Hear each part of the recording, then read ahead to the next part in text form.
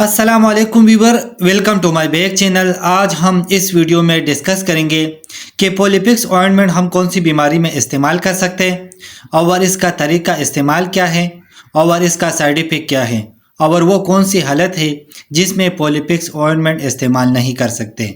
ये सब कुछ जानें इसी वीडियो में। तो सबसे पहले बात करेंगे पोलिफिक्स के फार्मूले के बारे में। तो इसके अंदर पोलोमाइसिन बी सल्फेट पाया जाता है। अब बात करेंगे कि किन कंडीशन में पोलिफिक्स ऑइंटमेंट इस्तेमाल कर सकते हैं। अगर किसी को स्किन इन्फेक्शन हो तो ऐसी कंडीशन में आप पोलिफिक्स इस्तेमाल कर सकते हैं। और पोलिफिक्स ऑइंटमेंट GSK कंपनी का प्रोडक्ट है। अगर प्राइस के बारे में बात करें तो 104 रुपये में मार्केट से आसानी मिल सकता है। और इसके अलावा स्किन पर मामूली बर्न हो यानी मामूली जला हुआ हो तो ऐसी कंडीशन में आप पोलिफिक्स ऑइंटमेंट इस्तेमाल कर सकते हैं।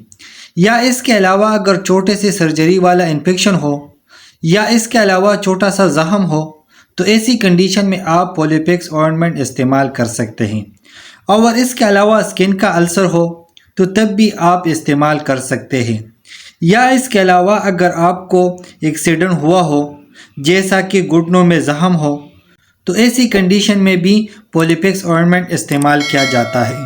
या अगर एक्सीडेंट हुआ हो यानी छोटा सा कट हो तो तब भी आप पोलिफिक्स इस्तेमाल कर सकते हैं।